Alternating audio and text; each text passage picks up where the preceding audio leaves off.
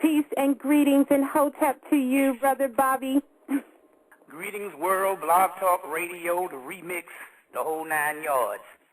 I guess there's a reason why that song didn't play. I guess because I need to tell you about another spiritual experience dealing with some of our great entertainers. Okay. And that is this. We have found the ultimate song to bring up the spirits. We had to use it. I did a lecture here 2 weeks ago, and it was supposed to rain that day. Right. So basically, we took this song and it just ripped the clouds apart. Now, let me give you the history on this.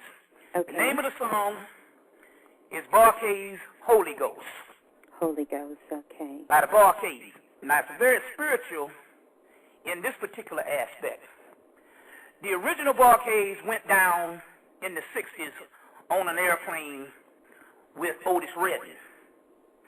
The newer Barclays formed a group in the 70s and was also on a series of, this is Stax Records now, with that had Otis Redding and the whole 9 yards. So the newer Barclays formed a group in the 70s or maybe late 60s, and they went on into the 70s, even appeared on Shaft album, on Shaft album, even did a song called Son of Shaft. So anyway, they stayed with Stax Records up until 1976.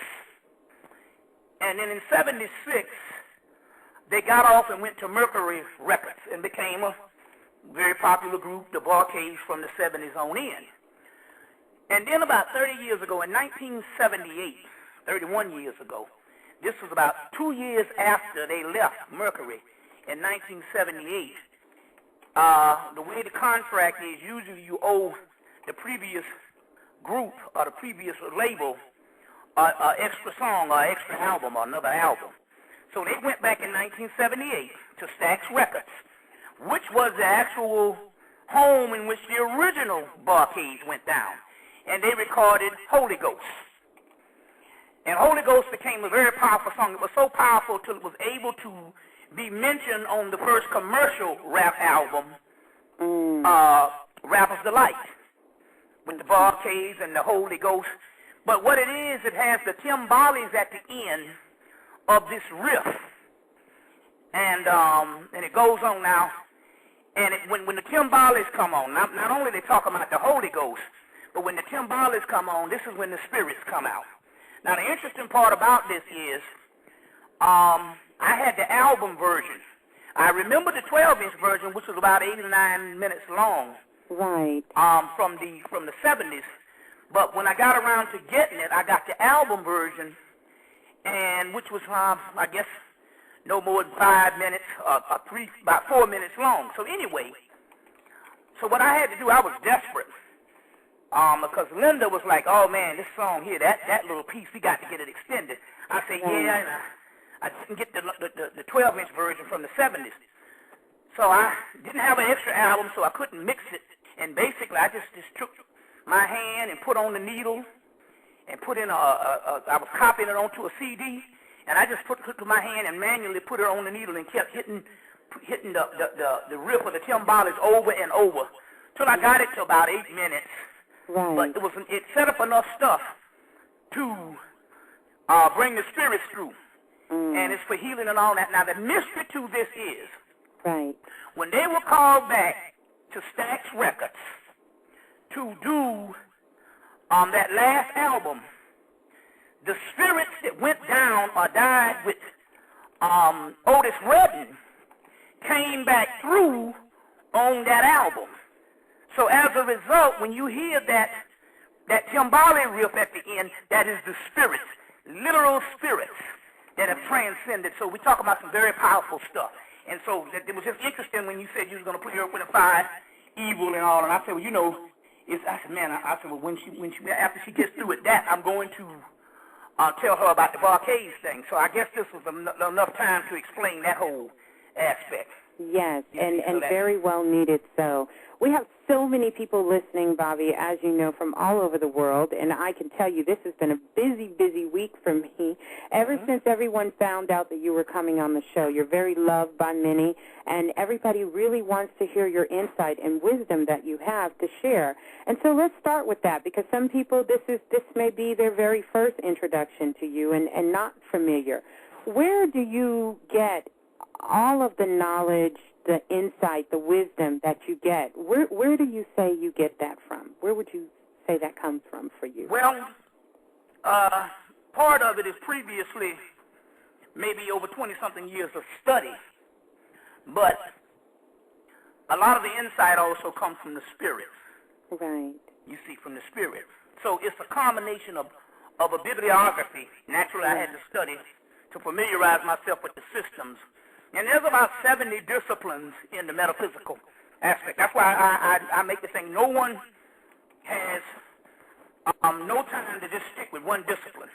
Right. If you have a person say, I'm going to study only ancient Egypt, they're only studying a fragment. Because Egypt, although it was the original, one of the originals, and they had thousands of years of scholarship and spiritual teachings, they also had 1,000 years of rape and pillage. Right. And the Library of Alexander burnt down twice. But this stuff made sure it made itself all over the world. So if somebody say, I'm only going to study Kabbalah, they're only studying a fragment. You see, if somebody, and usually, a lot of times, our ego is we want to master something. So we want to level other systems because we become proficient at this one. But what we don't realize is, but being proficient at one, you see what I'm saying, is only being proficient at one picture frame on a whole film. You see what I'm saying? So you have to familiarize yourself with as much knowledge and information as you can, because knowledge is truly infinite. And so what I had to do, fortunately when I started out, especially in the black conscious community, we went through a whole historical aspect where we had to relearn all of our historical ancient Hemmitt, and ancient Africa, ancient India, ancient what have you. And so when I started with the mysteries, because they talked about the history, but they were always mentioning the mystery, but nobody necessarily was actually teaching on it. Right. The only person that was close to the metaphysics at that time was Dr. Delbert Blair.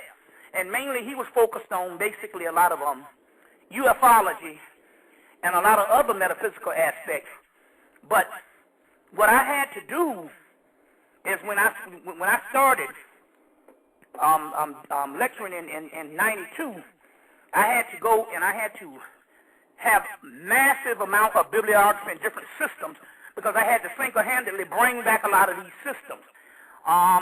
Then, Phil Valentine, who had been doing lectures since the 80s within the confines of New York, started doing some stuff when he came out in 94. So, but basically, when it came to the bibliography and stuff, I basically had to just unravel all this stuff by myself. As far as when it comes to the bibliography and the actual naming these particular texts in these books. So as a result, and like I said, we had Phil Valentine. It was only me, Phil Valentine, and Dr. Delbert Blair. And that was pretty much it for the whole 90s. I think they had Henry D. Bernardo, which was a brother at one time. So as a result, I had to unravel tons and tons of information and different bibliography, and had to deal with multiple systems, including mythology, which is very key. That's the glue that holds this stuff together. There's a lot of mythology. We'll get into some of that tonight. But one of the keys is, and then by 2000, I started going into although I was always going into my own path, I started living the realm of the gods that I was learning about. And so a lot of the adventures and a lot of the path working became real. Right. You see what I'm saying? It became real. So it's a combination of both of what this thing led to be when it comes to this particular spirituality. A massive library, a bibliography, but also tapping into that particular spirit realm. And that's one of the experiences or one of the synopses that I want to go into tonight and give you a background on this. Right. So people can understand just exactly what we're dealing with. You see, are we dealing with trying to go into these older traditions? What is the goal? What is the end result here? Are we just going to be people that just continue serving these traditions, which were far fragments from what they originally was, or are we supposed to be becoming gods? And that's the mystery. That's the mystery. That's the mystery. Gods. When they went into the mystery systems in Egypt, West Africa, India, China, where have you, Mexico, Olmec, Aztec, when they went into these mystery systems, these mystery systems was ultimately to raise you to the level of gods. You see, now, as those mystery systems deteriorated, they became religions. And although you would have, let's give you an example, you would have something that was a little more advanced than Christianity when you talk about Yoruba or Voodoo, because they kept the ritualistic sides. Right, to them. They're still nothing but a far fragment or a religion compared to when there were mystery schools where you went into those schools to become an Oshun, or to become an Ogun, or become an Urzuli. You see what I'm saying? There's a difference. Right. Later on, the fragments was left behind. You basically worship them, and pretty much it became a beggar system. So much until even the gods, when they came in 2001, they said, we don't really even like humans. We're not even sure if we like humans. And at first I was put off by that. And then I realized what they were saying. Right. They were saying that basically the humans don't even contact us or don't even want to even deal with us now unless they want something. So a lot of the rituals and stuff, you see what I'm saying, they could care less about an Oshun or Legba or anybody like that until they want something. You see what I'm saying? But one of the keys here was we went into those original systems to become those deities. And so we were in God's school. And that's what's missing now, because we lost the point of origin and the true meaning behind all of this. You see? Right. The true meaning behind all of this. So these are some of the things that have to be put back.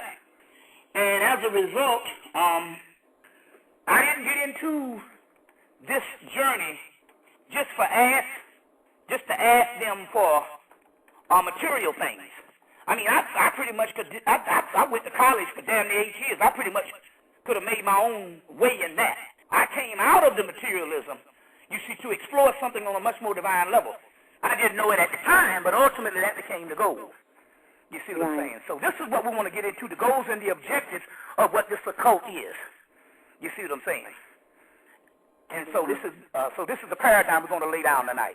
Okay, sounds like a great one. For all of you out there listening, we have Brother Bobby Hemmitt with us here live in the remix this evening. And for those of you out there listening that want to find out more information about what all but Brother Bobby has to offer, I'm going to go ahead and give you something that you can kind of jot down, and we'll be talking more about this as we get into the show today.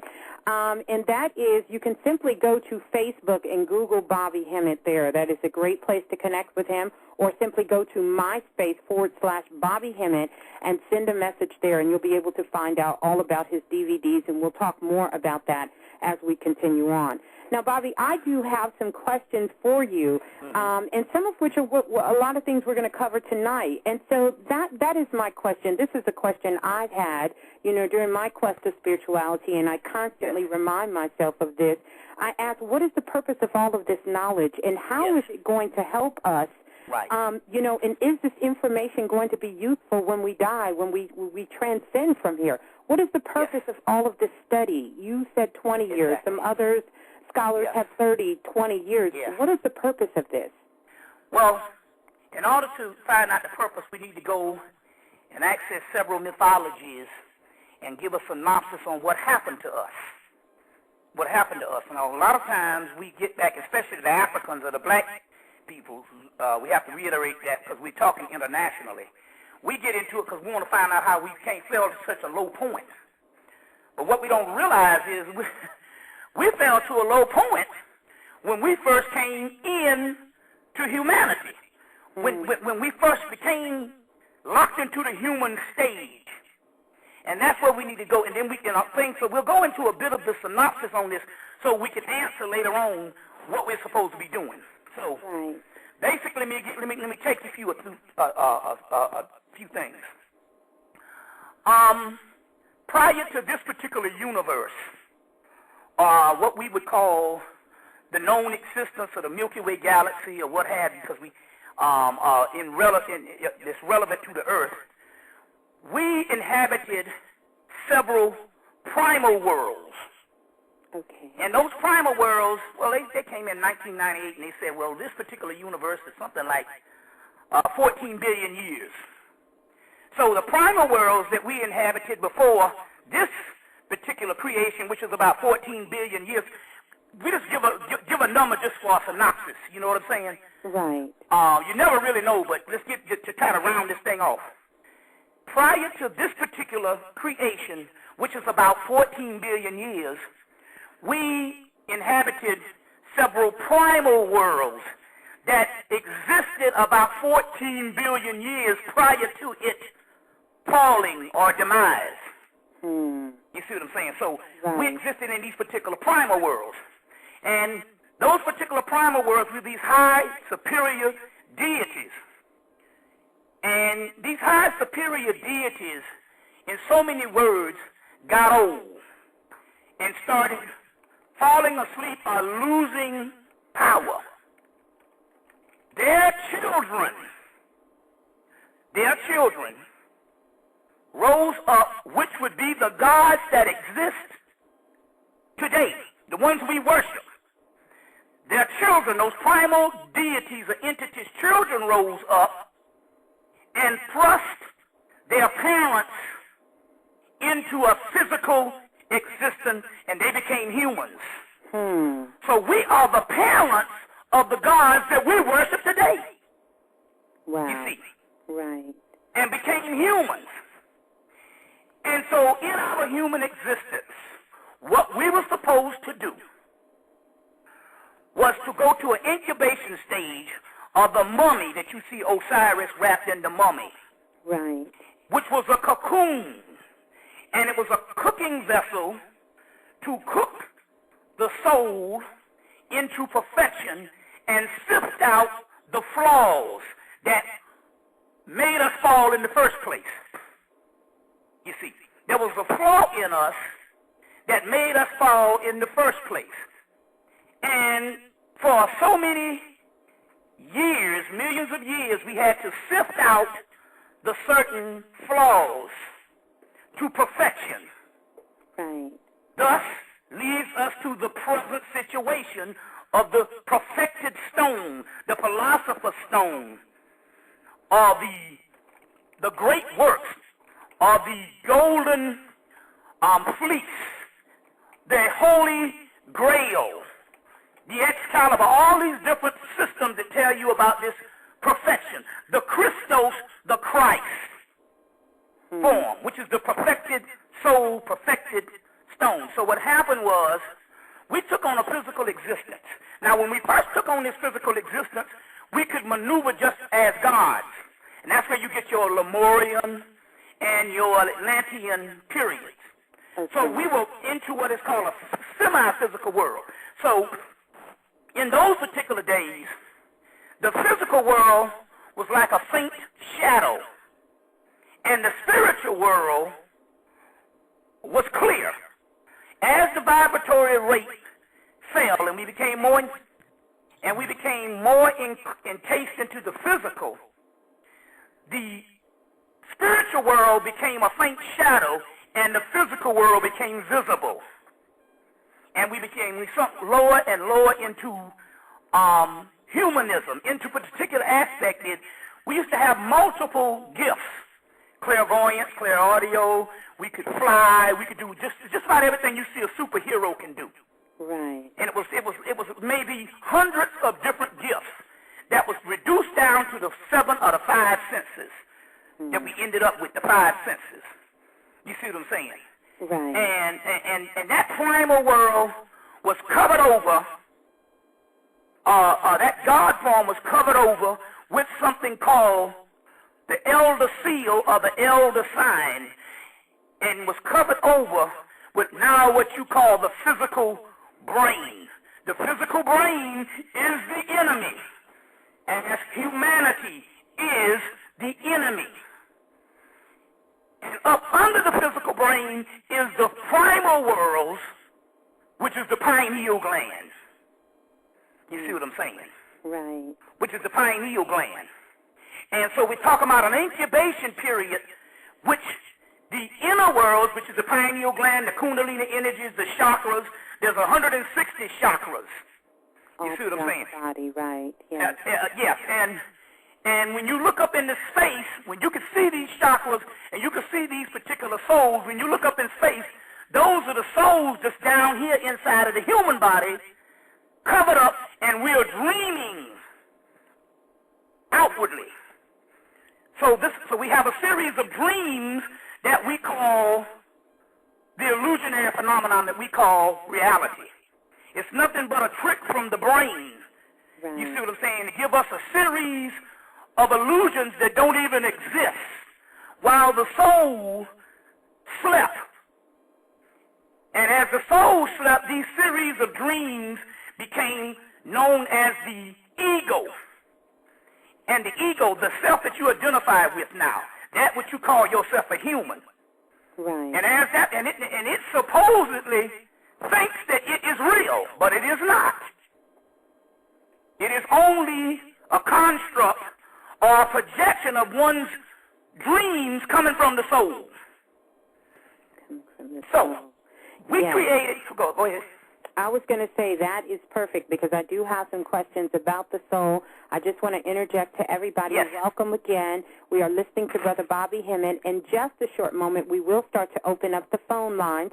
So if you have a question and you want to call in, you can definitely go ahead and reach us at 646-652-2711, and we'll go ahead and try to get to your questions. So, Bobby, you know, with all of that being said and really trying to pull this together, that definitely takes me to the question that I did have for you, and I want you to see, I know we sort of talked about it and you mentioned it, about the 8 primordial gods and goddesses. If you can speak on that, and also a question that has come up several different times, I know, with the conscious community and those of us who study these particular areas, did the gods ever walk the face of the earth? And you're saying, yes, they did. And so my question now is, do they walk the face of the earth now? No, okay. Okay. All right. With the 8 primordial gods on earth, they later on became the 8 chakras. You got 7 major chakras. They got one called the 8th chakra, or the height. You see what I'm saying? As far as major chakras, your 8 primordial deities, which used to be, you know, you could even go over the later mythology of Isis, Osiris, Horus, Set, the Nut, Geb, so on. Those primordial deities. They exist within us as the chakras, and naturally the Horus, which would be the final implementation, would be the pineal gland, the Horus or the Mayat, because there's a dual figure. It's an androgynous figure called Hor, Ma, which is Mayat, Ku. Horus and Mayat are Heru, Ma, Ku. Heru and Mayat in a pyramid. Ku means pyramid. So Mayat would also be a form of the pineal gland, the finishing form of that. So the Mayat, most people think that it's physical principles, and yes, they used to have the same principles to govern society, but Mayat means a perfection. In the spirit world, it means the perfecting the last result. It's called the tikkun in Kabbalah, the perfecting principle. You see what I'm saying? So, Heru Har-Ma-Ku, Har-Ma-Ku. So the primordial deities later on became encased in the human body as the chakra systems. Now, it's interesting here. That I want to say one thing before I go to that part about did we exist? So we existed on the planet in what we would call pre-dynastic Egyptian or pre-dynastic society on into dynastic society. When the Egyptians, when they asked them, they said, well, how old is your civilization? They said, well, it's 3,000 years of dynastic period and another 8,000 years of pre-dynastic. They said roughly around 11,000 years. Right. They said, well, who used to rule before then? They said, that's when a whole bunch of gods used to rule. Well, who were the gods? Right. Well, the gods used to be us before we got more encased into the physical body. You see, encased into the physical body. We used to rule on a semi-physical level. Now, all of this is after the fall. You see what I'm saying? But even so the earth has several existing periods of existence. Not just so when you talk about Atlantis, Lemuria, Terra, Mu, and all of these primordial places, the reason why they can't find a lot of evidence on them is the simple fact that they existed prior to the physical realm. So the earth had several existence. They had one that was a spiritual existence, then one which was a semi-physical, semi-spiritual existence on into the physical. You see what I'm saying? So this is why a lot of people, you see, and so whenever you do find some older stuff, like they have stuff down in Haiti, they have stuff in Cuba, and they found this stuff on Atlantis, those were the last stages when stuff slipped into the physical. And even then, we were still gods. Now, we had a history. We knew that we were going to lose our memory. So we got to work in what they call the monumental phase of Hemmitt, and we built the monuments around the world, and a lot of the records, especially in Hemmitt, because we got enough hieroglyphics and stuff, they built it, so they focused on Egypt, and we built those things because we knew that our memory was going to go dormant. So what we did is we built all of these massive records so we would have those things when the memory went dormant. So basically, the ancient primordial person went to sleep. So all of the dynastic period and all those years of all that record keeping was that we knew that we were going to sleep and we had to put these records on the earth. You see what I'm saying? Before we lost the memory. Right. You see, before we lost the memory. Before that, we had what is called, I have detailed files. You've heard the Terminator say that. Right, right. I have, so the ancient primordial person had detailed files. So you always ask yourself this question. Why is it that you would have a part of Africa that would have the massive amount of monuments? Egypt has more artifacts that they can cover museums around the world. Right, true. And you see, around the world, you got 4 scripts, hieroglyphic, hieratic, and demotic, and they got one that they can't even translate. It's over there. So how would you have all that stuff, and then the rest of Africa is barren? You can barely find monuments. And the problem was the rest of Africa, including the Egyptians, had detailed files. So their existence, their knowledge, their technology was on the inside of their brain or inside of their minds. Right. And so they only built the monumental phase when they knew that they were going to go dormant and this stuff was going to be covered over, our memory was going to be lost. So when you see those monumental phases in East Africa and on into India and different places where you had the most of that, that was only after the detailed files started to slip and they had a race against time. So now to ask this particular question, did the gods walk on earth? Right. Okay, and did the gods walk on earth? The gods did walk on earth, but when they walked on earth, that was during the pre-physical stage. You see what I'm saying? So Osiris gets shut up in a box. Before that, he's the god of the perfect black. He gets shut up in a box. The box itself is the physical body. You see what I'm saying? Is the physical body. Now, these particular gods in the pre-existent world were androgynous, which means that both Isis and Osiris was once one. That's why Osiris, or Osar, is worshipped as the feminine god in parts of Africa. That's in the book, Geraldine Pinch's book, Egyptian Mythology. Okay. So he's the bull deity, but he's also worshipped as the cow deity, Heru. So Heru is a form of Osiris. Okay. But what we're talking about androgynous beings. And when our children separated us to get us even into more lockdown, they separated the male and the female. And when they separated the male and the female, that is the period of separating Isis and Osiris, or Aset and Osar. And as a result, when Isis and Osiris was together as the primordial pair, which is two twin halves of the same essence, that was called the Atlantean period, the Lemurian period. Right. So part of our separation. Shoe, right. Huh? I said right. or like Tefnut and shoe, yeah. Tefnut, right, exactly. Exactly. So when this stuff was separated, this put us more into bondage. Put us more into bondage. And that's why all disciplines ultimately talk about reconnecting the two hemispheres. Shakmabina, which is a Kabbalah. Shiva, Parvati, East India. Lakshmi, Vishnu, East India. Solomon, Shiva, Christian lure. You see what I'm saying? Isis and Osiris, Kamite. You see, so the ultimate thing, and so that's what the Maya period is. Horus, Maya, conjoined back into the primordial androgynous stage. Now, when we're not talking about physical androgyny. We're talking about spiritual androgyny. We're talking about something where your soul regains back the feminine half of itself.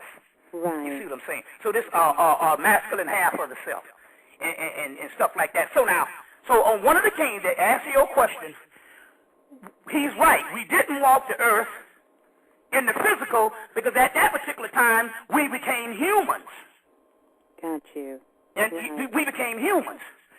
But what it's not saying here is a lot of the mythology is talking about walking the earth in the future.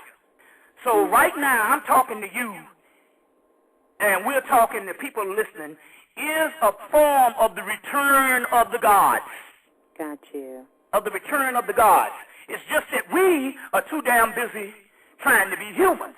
So when we come in contact with gods, and we're supposed to be trying to find out what it is to be a god, we're trying to find out what it is to better our human life, which is not even relevant. Right. If human life was relevant, why is it that if a person dies every 5 seconds and the earth don't even flinch, that means that it's not even relevant. The only thing that is relevant is before the dream. That which is before the dream. Right. You should right. say, excuse my telephone, every now and then it rings, so. That's yes. okay. Now, there was something else I was getting ready to say. But it'll come back to me. Wow. Well, we were talking about them walking, and we're the return of the gods and walking in this right. physical state, yes. which, all of this is so incredible. And so many times I hear this question go around, and you can answer this one as well, Bobby, yes. because I think this fits right into what we're talking about now.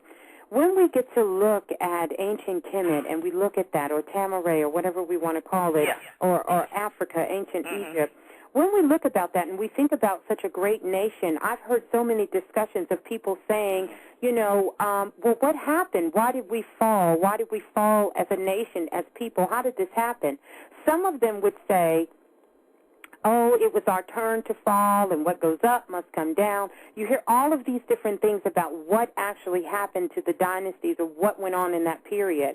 And I want you to expound on that and to really talk to us about when people began to say what happened in ancient Kemet, it was sort of destined to happen because it was our time to fall. Yes. What do you have to say to that? Yes, we have texts. Now, you probably hear me quote these texts, the Hermetic texts, right. where we knew we were going into slavery 5,000 years before it happened. So it wasn't a fall. It was what it was a process of different stages. Mm-hmm. So in so many words, it wasn't a fall. It's a process of different stages of deterioration and different stages of growth. Right. So what happened here is our sun would emit these solar rays, and these rays would come to a civilization, and it would put a certain rate that would raise the melatonin levels or the melanin levels to a point that these people build civilizations. But in the universe, when we talk about the chaos sphere, the laws of chaos is change is supreme. Right. You see, nothing down here. If this nothing down here. Now remember, now we were put into a artificial world of dreams and a series of events that never happened by our children. So even if we build a civilization out of that, if it didn't change, we would never get back to our perfected state, or we would never realize our perfected state. So it's no different than you got baby teeth that come in, Right. you see what I'm saying? Right. Then they fall out, and then your other teeth come in, then your wisdom teeth. It's a series of stages.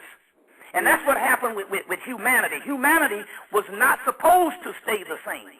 It's just that we, as black people, are representative of the fall because the simple fact we were the oldest. So we were around long enough for the actual change to happen. You see what I'm saying? Change to happen.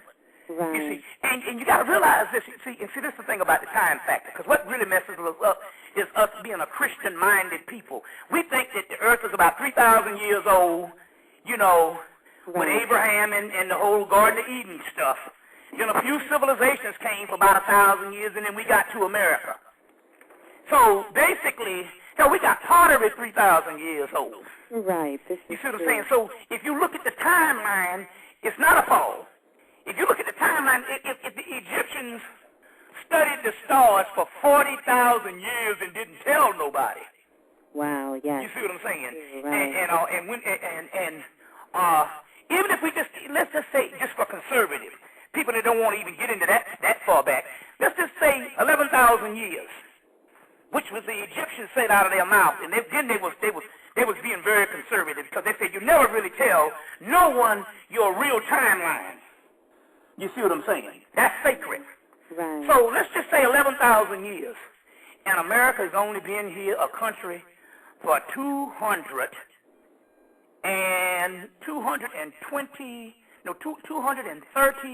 as far as America, not the America that was run by the Moors and all. I'm not talking about that. I'm talking about the 1776. It's only been here 233 years. You see what I'm saying? Right.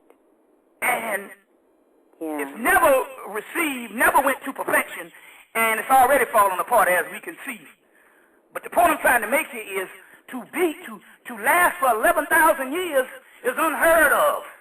True. Rome can't claim it, Greece can't claim it, Europe can't claim it. You see what I'm saying? Right. Only the older nations can claim this type of stuff. So when you think about it and you push the timeline back, it wasn't a fall. It's just an intermission. Got it. Makes sense. Let's just look at just Africa. Right. Africa didn't fall into a colonization. And although they took us out of Africa and took part of us out of Africa in the 1500s, Africa didn't fall until the 1800s. When we talk about the colonized states. So even that, you're only talking about intermission for a couple hundred years. You see what I'm saying? Right, that's true. You know, so and most of the falling came from the British Empire, which took over India, Tibet, parts of Africa. You see what I'm saying? Right. You see, and so the slave trade wasn't just to consider a fall; it was an extrapolation. You see what I'm saying? But it wasn't necessarily the fall. You see, so when we're talking about this, we're talking about intermissions. And we must understand that the timelines are a lot longer than what we think. And we have been advanced a lot longer than what we think. You see, and some people only take our advancement back to physical society. But if we lived in a society, not even the primal world, because that was before we was talking about human history. We lived in a form of human history that was thousands of years of pre-physical society, then we've been here a mighty long time. This is correct. So in so many words, he goes again. It is not a form of a fall. It's a form of a process. You see what I'm saying? Right. Of what they call putrefaction or illumination. You see, it's no different than a season. You know, when the flowers bloom, they die, they bloom again next season. That's what happened with us. But in this particular case, we are at the cusp of, on the end of this, with our DNA, which is perfected. You see. Right. Which is perfected. It's just that the people don't have a blueprint because people are too busy locked into human endeavors. So you must die from everything that you think is important. It's not important. Not even bullshit-ass family. Right. Stick a fork in them. They are done. They are the worst. Oh, yeah. Your family is there to keep you down if you are consciousness. They are hideous, putrid feces. So when they have a light being coming to this planet, they will send family members there to keep you down because they know you get all emotional. Nothing is important than your rise back to godhood. Right. You see what I'm saying? So very well said. We are listening to Brother Bobby Hemmitt, and I know you guys, I told you we will be taking some calls, and we will. We're getting ready to open up the phone lines. I see that there are many people on the phone lines right now that we have. We have several people on the phone lines now, and I will be getting to your calls. We have just 11 minutes left to go in this hour, and then we will continue this discussion with Brother Bobby Hemmitt. For those of you who are interested in purchasing some of his DVDs and some of the great work that he spoke about over the years, you can simply go to MySpace and / go to Google Bobby Hemmitt, and it will pull up. Or you can go to Facebook. Everybody knows about Facebook. I soon to be over there. But you can just simply Google in Bobby Hemmitt and send him information there, and you'll be able to reach out and touch him. And, of course, you can always contact me. You'll be able to reach him through me, Miss Blue, of course. And I'll leave that information on the home page as well as the links to Brother Bobby Hemmitt. And I want to give... I want to give a shout-out to Brother Panic because he's the one that makes the Facebook and the MySpace possible. Okay, you see what I'm saying? Because I don't even own a computer. Right. And that's by, a computer, not by economic, that's by choice. Right. And it's not about, I think it's negative. No, I'm just not the kind of individual that's going to sit before no keyboard. So it has nothing to do with anything being negative if you got one. Right. You see what I'm saying? If I did that, I wouldn't be Bobby Hemmitt. Right. You see what I'm saying? So that is the reason why, but it's nothing personal. I don't want to shit on the cyber community. I'm just saying, I'm like the Dalai Lama. I'm like the monk, and I'm quite sure the Dalai Lama is online. Right. You see what I'm saying? But I don't own a computer because the simple fact is my brain don't tick that way. You see what I'm saying? You see, so that has something to do with something on my cosmic level. Right. You see what I'm saying? On that particular level. So we do, at the top of the hour, we did give a thanks to Brother Panic, but let's go ahead and give another thanks to Brother Panic for maintaining all of this stuff for He Brother. He maintains all of that. So Brother Bobby. But also, you can go on his website and check out things also. Brother Panic, you want to go ahead and put your information in the, we know to go to MySpace / Bobby Hemmitt, and that's BobbyHemmitt. You can simply go there and get to it, or go to Facebook and simply put in Bobby Hemmitt and send the information there, and it will surely get to Brother Bobby Hemmitt. Also, you can contact me as well, but definitely you want to hit those two spots up to make sure you get in touch with Brother Bobby Hemmitt. So we're going to continue on the discussion. Before we actually get ready to open up the phone lines, I have another question. These are some questions that have been sent in. Mm-hmm. There are some listeners from Japan that may not be able to call in, so we'll get their questions as well. But my next question that I have is, I want you to talk to us or explain to us about the waters of noon. And are we still in the waters of noon? Talk to us about that. Yes, the primordial waters of noon are what they call the slime of Kim. this primordial soup. It now exists in our central nervous system. It's called melanin, chaos in the blood. The primordial waters of chaos. It exists inside of us now. And I talk about and I was talking about Stax Records, you know, but Stax is a Phoenician / Greek term. We say Greek because the Greeks basically the Phoenicians later on became the Greeks. That's why there's 85% sickle cell trait in Greece, because it was a black society. So the Greek mythology is different than the Greek philosophy. Greek philosophy was stolen from Africa, stolen from Egypt. Greek mythology is Phoenician, Sumerian, and Typhonian. You get the Typhonian, which is pre-dynastic Egyptian. They become the Phoenicians, which is later on, and then the Minoans, and then the Greeks. And there was never, the Spirit told us, I said, you know, there was never, I said, why did you let the Greeks into the mystery system? And I said, why did you let white people into the mystery system? They said, no, white people wasn't around long enough to be in the mystery system. But you had Greeks in the mystery system, yes. So what does that mean? Well, the Greeks weren't white. You know, a lot of that is late 1800 when they built most of those statues. Right. You see what I'm saying? They even fished a statue out from the Aegean Sea in 1972 and sold it to a museum in Ohio. And when they did the carbon dated, it said 1970. So we're talking about a fabrication of history.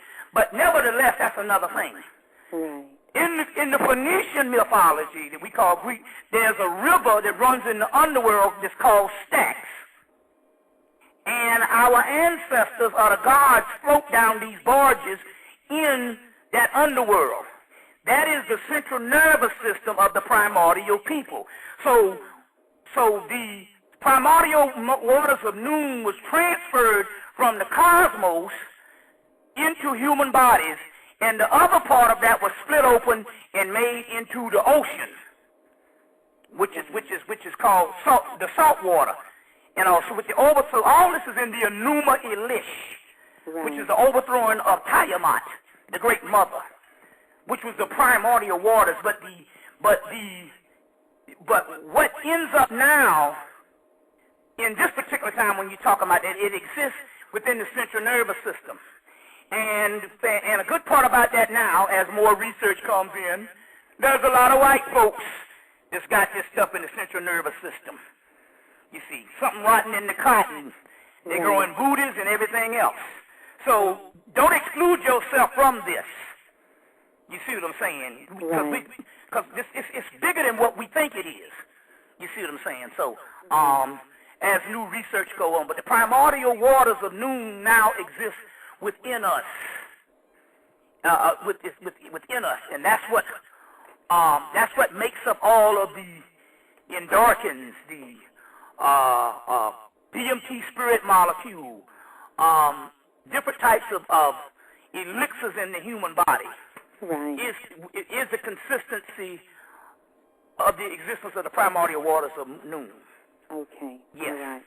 Beautiful. All right, I think it's a good time for us to go to the phone line. So for those of you who are listening and you're on the phone line, do me a favor. If you would like to ask a question, please just press the 1, and what I will do is I will call on you. Some of you are there and you're just listening, and that is certainly fine. You are welcome and more than willing to just continue to listen, and we'll get your calls.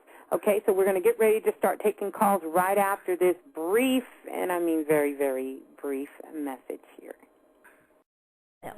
All right, everyone, we are live in the remix, of course, speaking with Brother Bobby Hemmitt.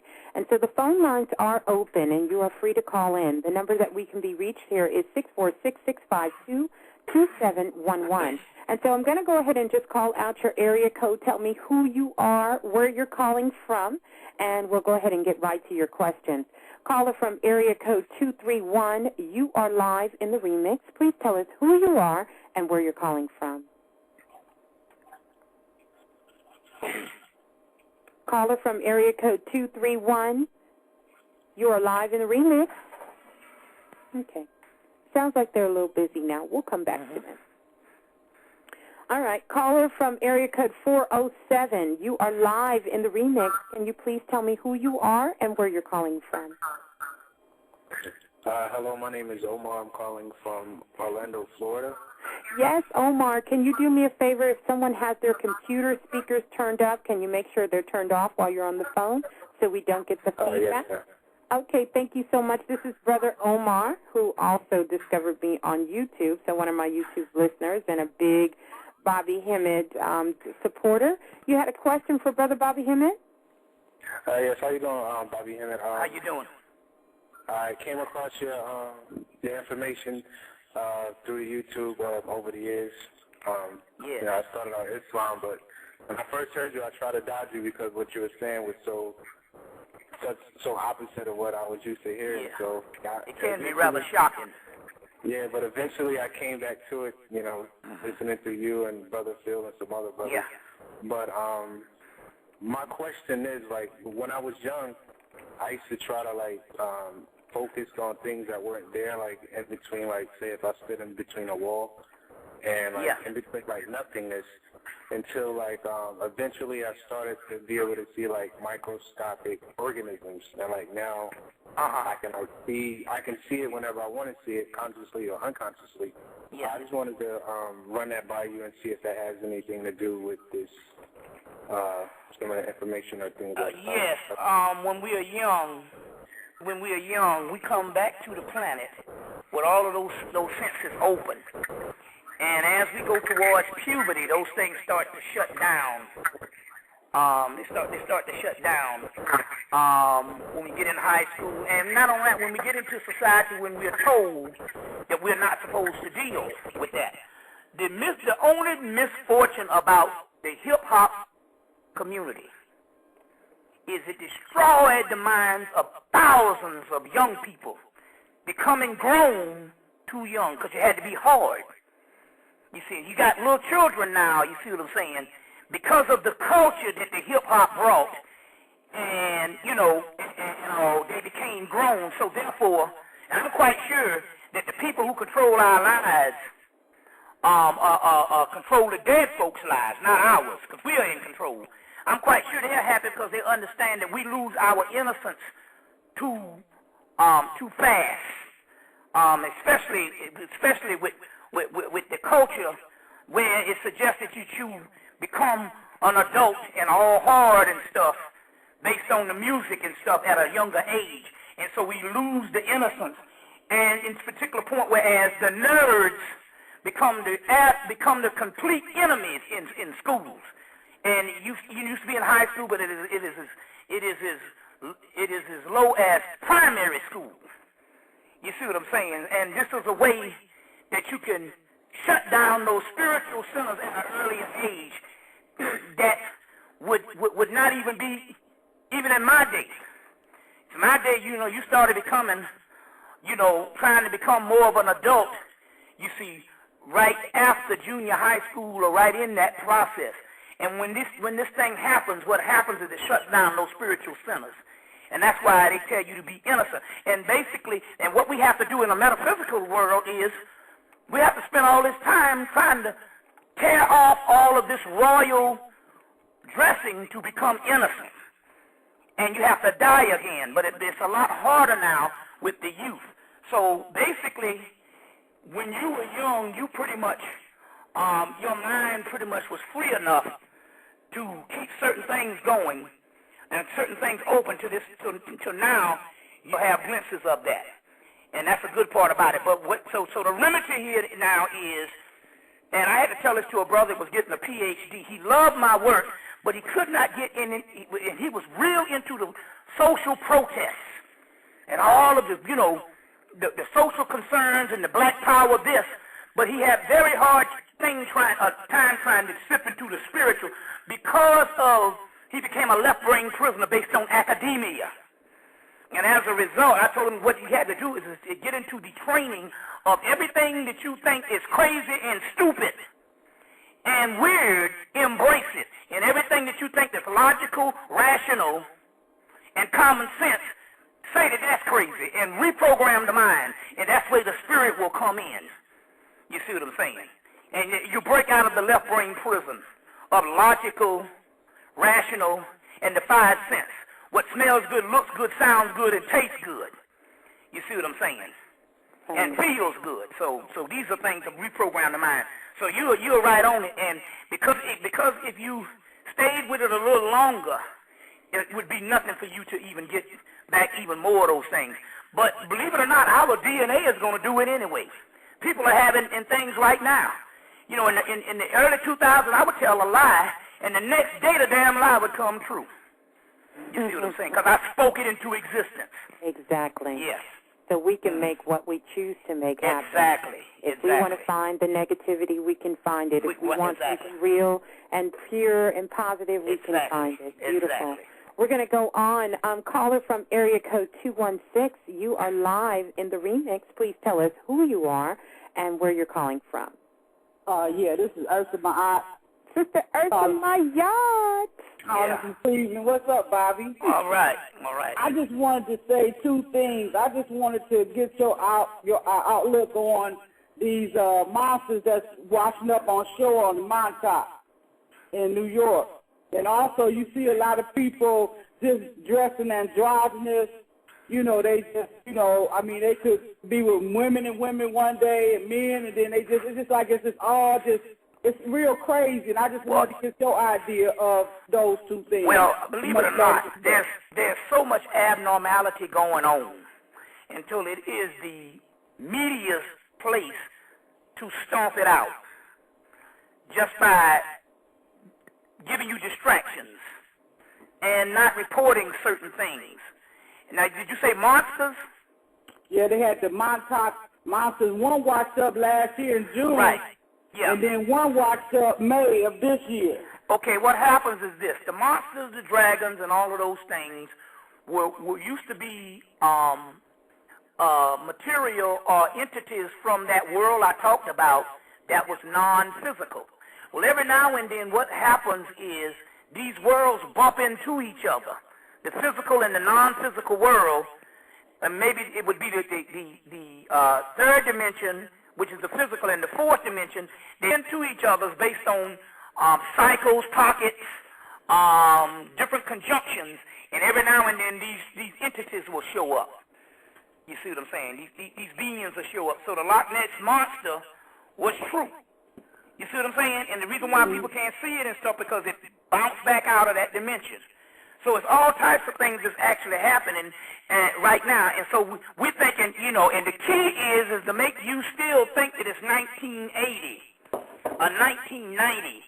But there's things and if the news reported what was really going on an everyday basis, you would think you would be living in another planet. But that's one of the keys is to keep you on lockdown. You see, with the same mindset. You see, so every now and then, nothing new is supposed to happen. When we do know every now and then something new does happen, it's just that they don't report it. So it's multiple things that's going on. And I talk about how this dog showed up in my front yard, scared of cats. Scared to death of kittens, big ass dog. And the kittens was walking around him like they the gangsters. And so the next door neighbor, I asked them was that they dog, and they was like, no, the dog just showed up. And so they told the next door. She said, well, we took him way out, about 15 miles out off of Camerton Road. And when we got back to the house, he was back in the front yard. And I said, that's because he's coming through another dimension. He was someplace in America in one dimension. He saw the gate, the porthole, and he came through it.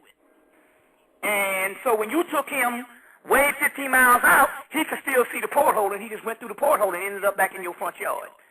You see what I'm saying? In your front yard. So basically, when they moved, they took the dog with them. They also stole one of our cats, but they took the dog with them too. Yeah. So all right, Bobby. They stole the cat that the dog rid of. Okay. Yeah. All right.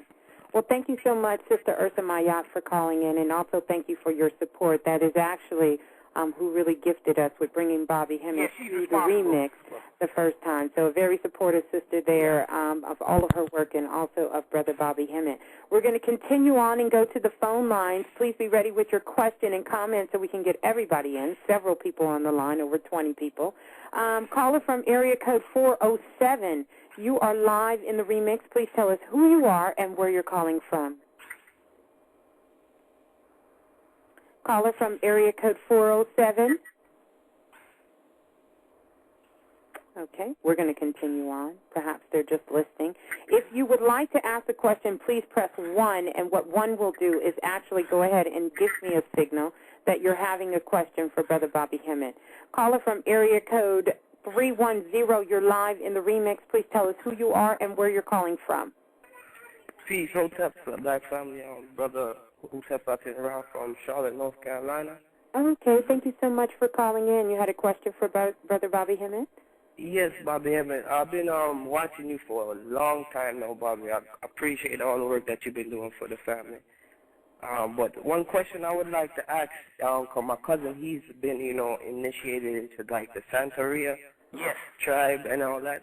Right. And me and him, we've been listening to you for a long time now, and he's been, like, initiated for, like, the last 2 years now. Yeah. And he was really asking me if you had got initiated, and what I was trying to explain to him, but I would like to you get me a better understanding that really you don't have to be initiated from as long as you're doing the knowledge, right? No, that's a good question, because that's what came up the last time I was on this show. Right. All right. Okay, and try to understand. These systems, Santeria, Yoruba, Voodoo, any existing system is only a fragment of what it used to be.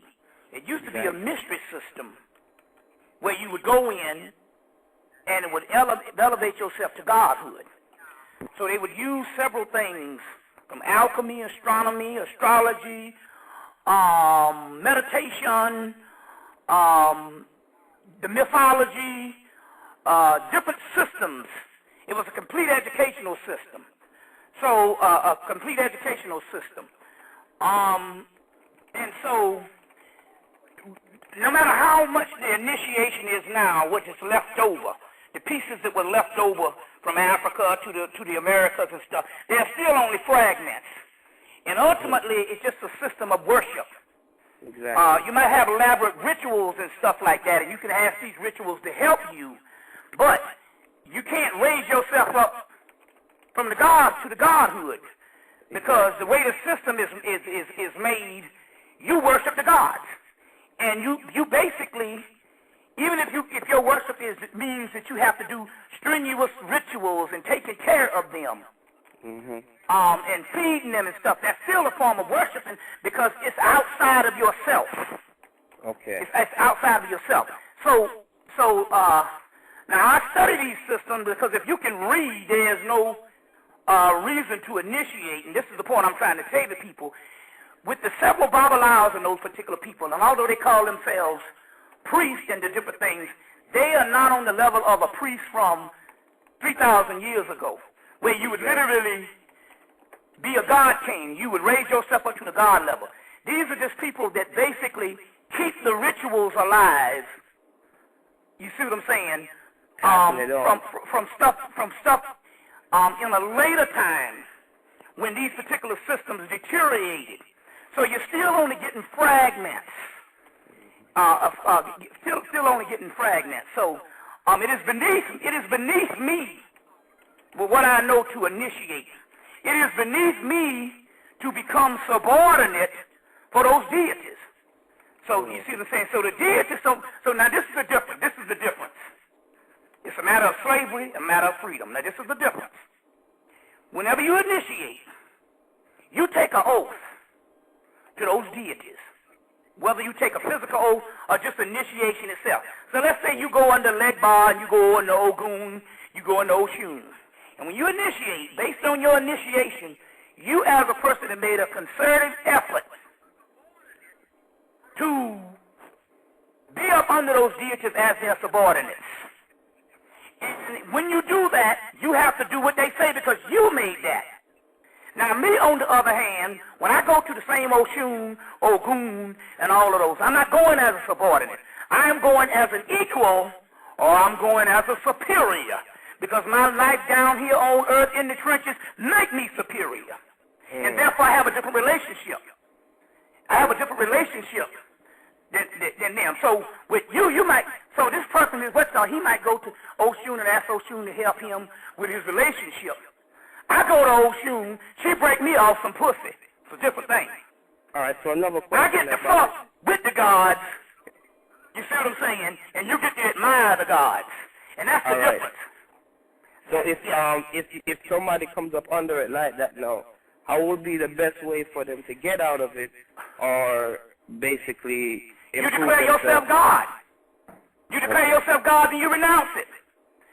You see, the only thing you have under them, see, this is the problem where you get stuck. See, you have desires. So you don't want to leave the little tradition because the simple fact you might say, I might need you for something because you got desires. There ain't shit on this motherfucking earth I gotta ask a bitch-ass God for, because I have gone beyond the desire part. Now, because I am a God, I become their brothers and sisters or their parents. And so therefore, I can ask my brother and sister for some shit, because I'm part of the family. So it's a win-win situation. But what you do is you just say, fuck it. I declare myself deity. Now,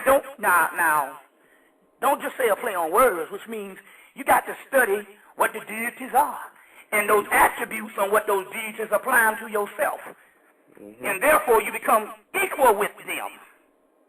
You see what I'm saying? Equal with them. So ain't no jive-ass babalawos or no jive-ass priests.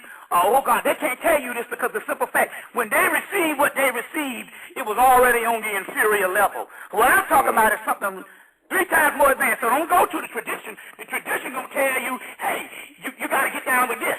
But they don't know. You see what I'm saying? They don't know. They don't know that those systems used to be an advanced system to elevate man and woman. They only looking at it from the religious aspect in which it was brought to them or where they find it. So you got to make this decision up on your own. You can't go back to the tradition because they're going to tell you crazy. You see, but they simply don't know, because at the time when we inherited it, you see what I'm saying, it was already on the inferior level. And basically, those traditions just survived so that those gods could feed, so that they didn't go be swept up back into oblivion. And another thing, too, those systems were not meant for millions of people to do these rituals and try to borrow from them. So I have to try to get that energy, because the simple fact, so they weren't world religions at that particular time. They were mystery systems to the elect priests. But so it wasn't meant to be so world religious. So as a result, now what you got is a real inferior thing going on. As a matter of fact, I remember Oshun showed up at our house, and we built her a whole goddamn room before Katrina. I said, so come on now, come on now, you know. I said, not because I wanted, just to see what she was going to do. I said, well, where the fucking money? She said, man, I'm so goddamn weak. She said, I'm so fucking weak. I can't even do no shit like that. Which meant it was going to consist of me slaughtering 100 goddamn chickens to give her enough blood so that she could give up enough energy to do me a little favor. So she was even saying, look, this shit needs to evolve. Hell, they got 3 million Europeans in the continental United States. 3 million is worshiping damn Santeria in Europe. These things were not meant to be world religions and stuff like that. So I'm just trying to say, we're talking about now this shit evolving, you becoming gods. And you can't become gods being subordinate to one who needs blood, chicken blood, and all kind of bullshit. And I'm going to let you know another little secret, too. Oshun, Legban, all them, they're not even there no more. They have evolved into higher beings. I heard you saying that the other night. Yeah, so they have evolved into higher beings. Actually, what that stuff that those priests are all feeding off is leftover residue. That's a god, so it can leave a residue or a shadow force, and that's what most of the people are feeding off of. That shit ain't even real. The real entities have done evolved back into the light. You see what I'm saying? So even that, you see what I'm saying? But nevertheless, if the real entities couldn't do it when they was here, what the fuck you think of old bullshit-ass shadow force? They left a shadow force behind so that the priests and all them, they could feed off that kind of stuff, and they're feeding off of the God's car. The bar has done transformed to another level. You see what I'm saying? So now it's time for you to transform, because it's about becoming God. It ain't about giving no goddamn entities no chicken blood. You see what I'm saying? And some goats and shit. That's primitive stuff, and we had to do that to keep the system alive. But even the Sister Sharon Coulter, who wrote the book Mark of Voodoo, when she got back from Africa, she said, Bobby, this shit needs to evolve. I said, I know. Even the deities are tired, but now those deities are gone. They've been gone for the last couple of years. And what all that stuff that they're getting ain't nothing but some leftover residue. All right? All right. So we're getting advanced with this shit. That's how we got to take it. You see. Right. All right. We are live in the remix, of course, speaking with Brother Bobby Hemmitt. That's right here live in the remix. For those of you who have questions or comments, 646-652-2711. I'm going to try to get to all the callers on the line. So if you have a question, please press 1 when you get on the line so I know you have a question. Next, we're going to go to caller from area code 310. I believe I just went to that caller, but we'll double check. 310, you are live in the remix. No, it's me you just talked to a while ago. Oh, okay, beautiful. That's okay, my brother. I want to make sure I get everybody. Thank you. I appreciate it. Mm-hmm. I appreciate that so much, Bobby. All right. Yes. All right. So next, we're going to go to caller from area code 231. You are live in the remix. Please tell us who you are and where you're calling from. 231, you're live in the remix. Okay, perhaps they're just listening from area code 231. All right. Next caller from area code, hold on one second. Caller from area code 410, you are live in the remix. Please tell us who you are and where you're calling from. This is Chuck calling from Baltimore. Okay, greetings and thank you so much for calling in this evening. You had a question or a comment for Brother Bobby? Yes. Greetings, Sister Blue. Bobby, I've been following you, man, for, I guess, since about 1995, man. All right. Actually, I have a comment. I hear you talk a lot about folks feeding into this fear that they're pumping with all this Illuminati stuff and all the stuff you find on YouTube. Good question. And you know, one of the things you always say is we need to tap into things that we can actually affect. And when I see this stuff, one of the things I do is I go to my altar and I talk to my ancestors and I talk to some of the deities that I deal with, and I tell them, look, get together and fight this thing. And I tell you, I get that from a couple of movies that I've seen, and I wanted to get your take on this and see if this is some kind of ancient stuff that they're tapping into. But if you look at movies like Lord of the Rings, at the end of the movie, he has to tap into this ghost army that's basically sitting around on their ass waiting on somebody to give them instructions. Yeah. You see the same thing in the Golden Compass. Yeah. Where you have this group of witches that are sitting around on their ass waiting on this little girl to give them some instructions. Right. And I just want to get your take on that because I feel like that's what we need to be doing. Instead of worrying about mundane things like give us some money and stuff like that, we need to be giving these things some serious instructions. Do this, do that. At this time, they are living entities. And so they will work for you in something based on an overlook of either something that you tapped into that you write on it or something that you don't see. For example, sometimes you might say, well, get into this or do this, and it might be something personal, and they can see beyond that and go, that's not important. So it has to be something that's important and right in line with what they're trying to do, because you got to realize now they're trying to evolve, So, a lot of times they won't do things to line up with something that's very mundane. So sometimes if it's personal, that's what I'm not going to really waste no time, because that's only an illusion. Now, sometimes there might be protection. They'll say, well, I'm going to protect him because he's going to be the one that's going to evolve into this God force, and we're going to need him around so you can get that protection. But as far as these stupid-ass niggas out here, other things that's happening on the mundane level, they go, oh, well, you know, they don't exist no way. And so, therefore, they're not going to lend their energy. And what do they mean by they don't exist? If you look out in space, and you will see, look down on the earth, and you will see these different lights beaming. Those lights beaming will be the ones that are awakened, their consciousness. Either their consciousness evolve into more knowledge, or they are awake, or totally awakened.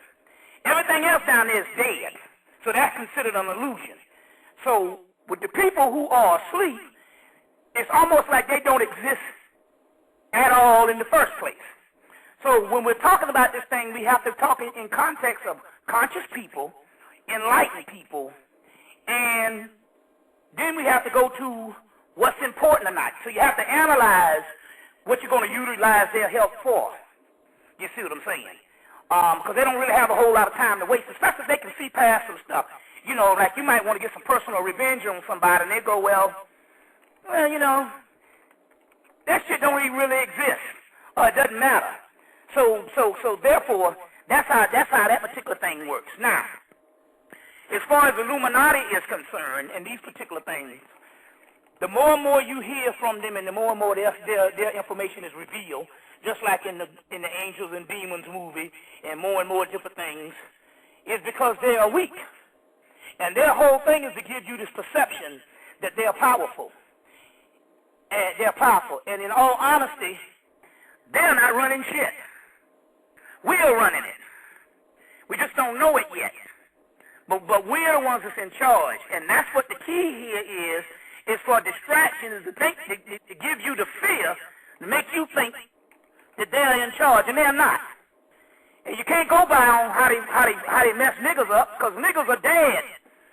And as a result, and I ain't even talking about black people, I'm just talking about people, period. The sheeple, that's in any kind of race. Those people are dead, they don't even exist. So whatever happened to them really don't even register on the Richter scale of spirituality, because they were asleep anyway. You see, they're asleep anyway. So sometimes we have to measure what we really get emotional about and find out, is this thing worth its salt? So, worth its salt. So, in short, when you call on these deities, and based on how much you receive their help is what's going to be important. Mainly at this particular time, then one of the most important things these deities are going to do is, number one, they're going to assist you. Let's say if you got a health problem, because they need you around for you to illuminate. The second thing they're going to try to do is the army is supposed to work with you to get you to a certain level of spirituality. So, other than asking for mundane things, or other than asking for things that emotionally might hurt you because some white man done slapped some black woman or something like that, they are more interested in getting you to a certain level of godhood. So they're more interested in working with you for knowledge and information for evolution. You see what I'm saying? Because that's the most important thing. You see, the most important thing. Because most people, even when we're dealing with the fear, we're dealing with it in relationship to some old mundane shit. You see what I'm saying? And that's distraction. You see, so they will work, but it depends on what's important. And you have to elevate your mind to find out what is important. You see what I'm saying? What is important? Things that was important to me starting out in this thing are not, they don't even exist no more. You see what I'm saying? Things that was important to me 10 years ago, you see what I'm saying, is a faint memory. Right. So, yes. Okay. Well, thank you so much for calling in. We're going to go ahead. We have about 22 people on the call line. I want to try to see. Yeah, let's roll with them. We can get with them. Okay, thank you, brother, for calling in. All right, we're going to continue on. Caller from area code 415. You are live in the remix. Please tell us who you are and where you're calling from. Caller from area code. Oh, okay. Greetings. Greetings, Miss Blue, from out of California. Okay, wonderful. You had a question or a comment for Brother Bobby Hemmitt? Sure. How you doing, Brother Bobby? How's it going? All right? I would like to hear your theory of the Dark Ages in comparison of the rise of the white folks that gained acquired knowledge from across this planet to put themselves in such a superior place, where they would put themselves in position to implement the knowledge that they acquired from other cultures. How did that happen? It was a good question, and it was a divine one, too. We put them in position to acquire this particular knowledge. Why? Because we were losing our memory. We know we were going dormant. And we knew that several knowledge had to survive on the planet, and they had to be at a certain sophisticated level. So when we came out of our sleep, i.e. the 20th century, on into the 21st century, there would be stuff available that we could access. And the only way you could do that is to raise people, because we knew prophecy. We knew that they were going to rule. And we had to do the good with the bad. Yeah, they took certain technology, and this planet is only an illusion. But let's say we didn't give them the information, and they were going to rule anyway.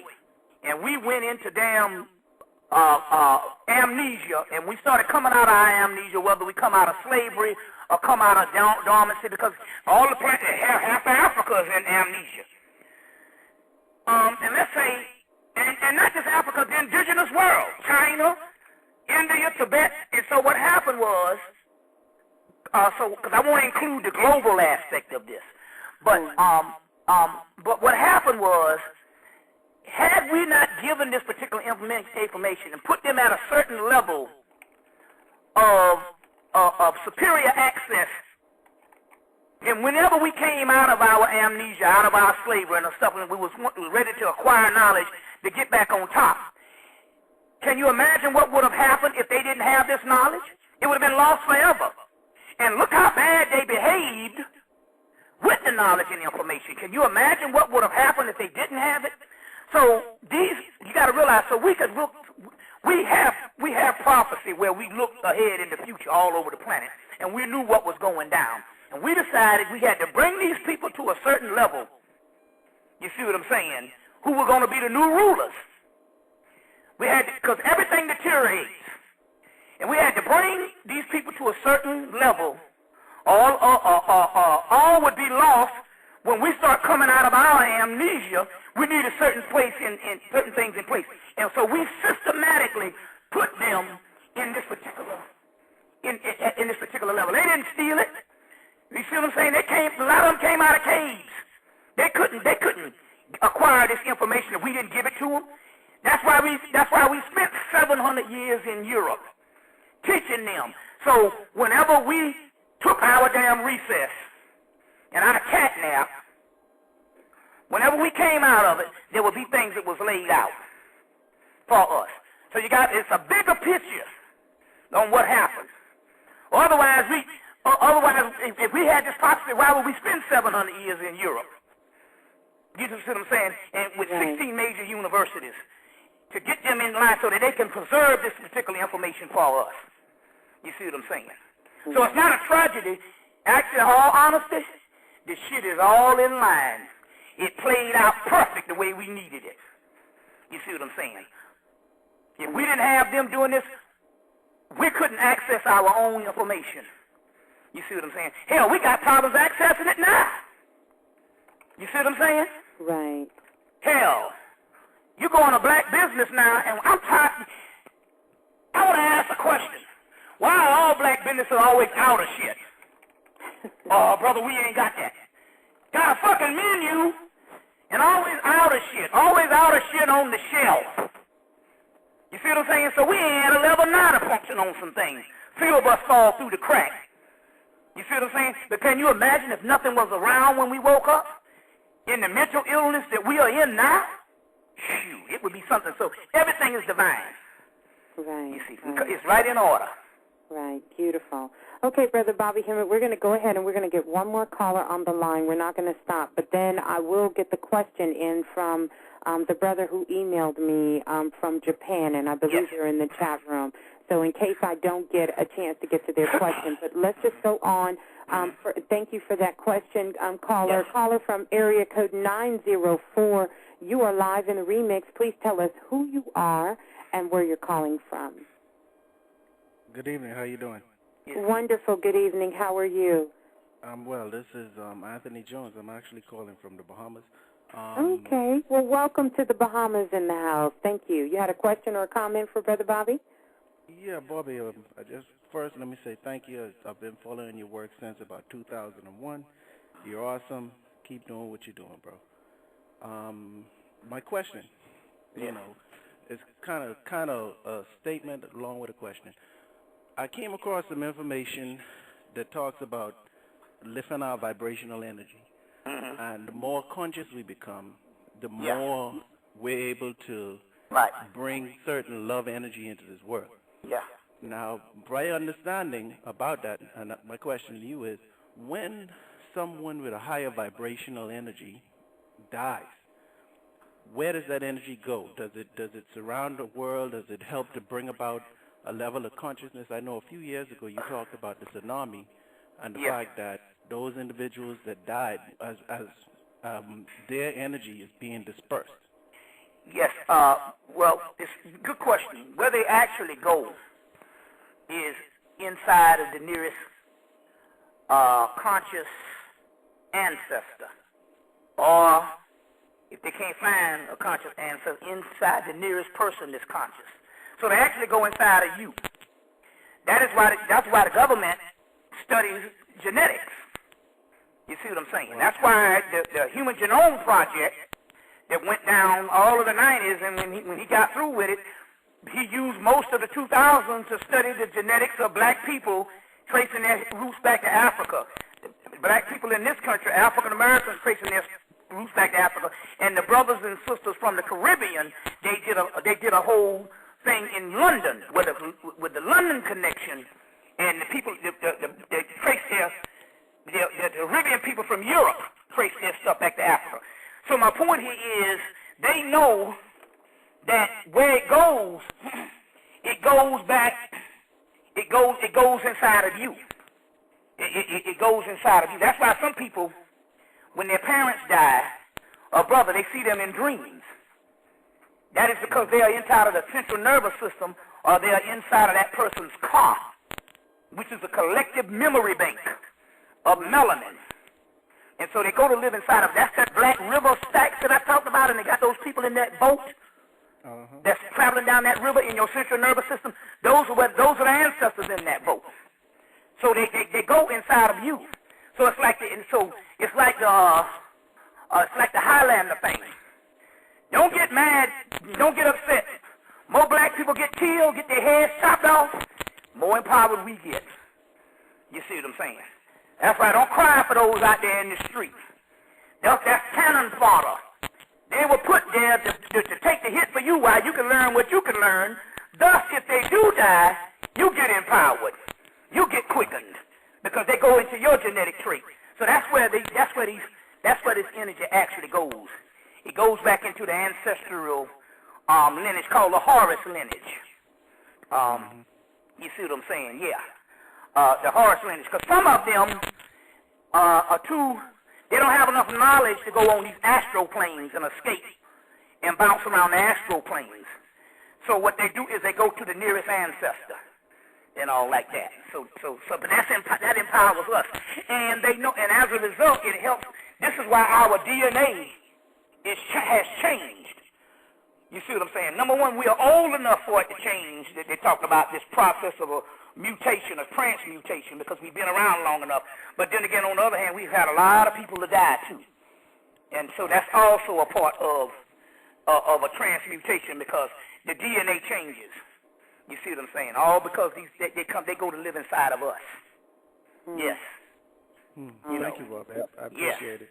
Right. Even when women have babies, they give a woman gives part of her car, her essence, to that child.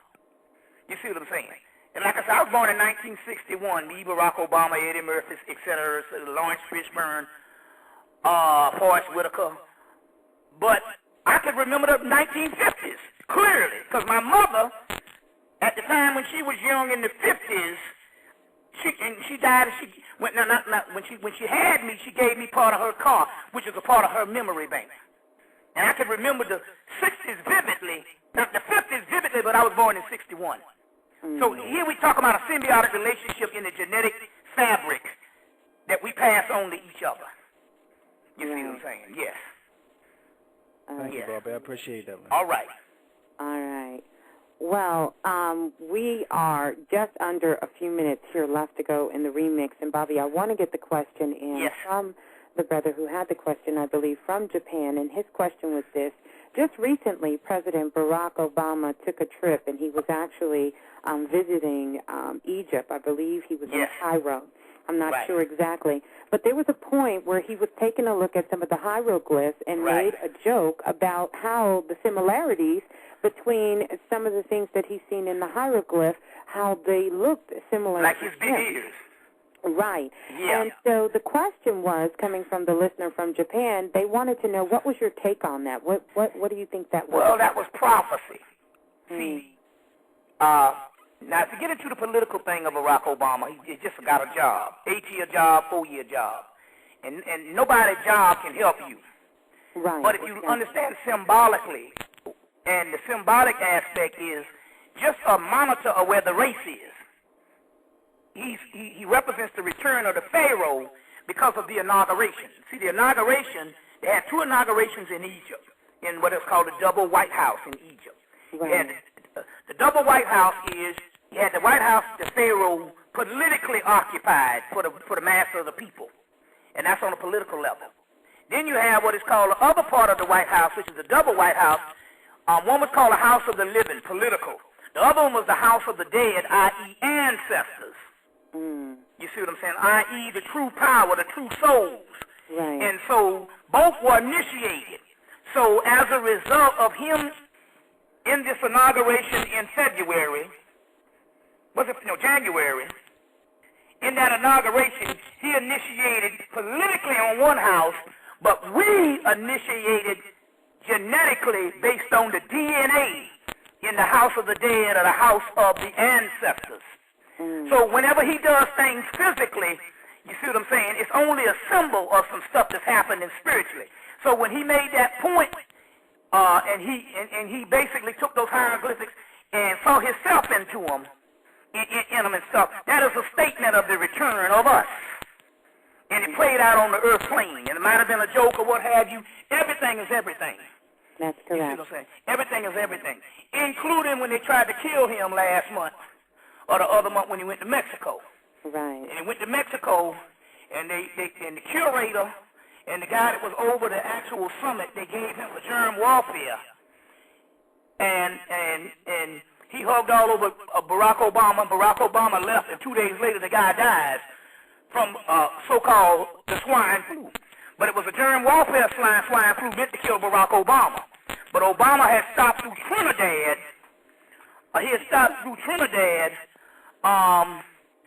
The week before. Right. And he got fortified by the god Hemmitt because Trinidad is made up of blacks and East Indians. And then the blacks married the East Indians. And they got a big old Hemmitt over there. And by Barack Obama living in Indonesia, and everybody in Asia worshiped the Monkey King and stuff, he knew about Hemmitt, had a Hemmitt tattoo on him and a Hemmitt charm bracelet. So he stopped through Hemmitt's land, Trinidad. You see what I'm saying? Right. And as a result, he got fortified. So when he went to the summit, nothing happened. But the guy died 2 days later. You see what I'm saying? So 2 days later after he leaves, but after he done hugged all over Barack Obama. So they tried to take him out. You see what I'm saying? But it backfired and stuff like that. Right. You see, so yeah.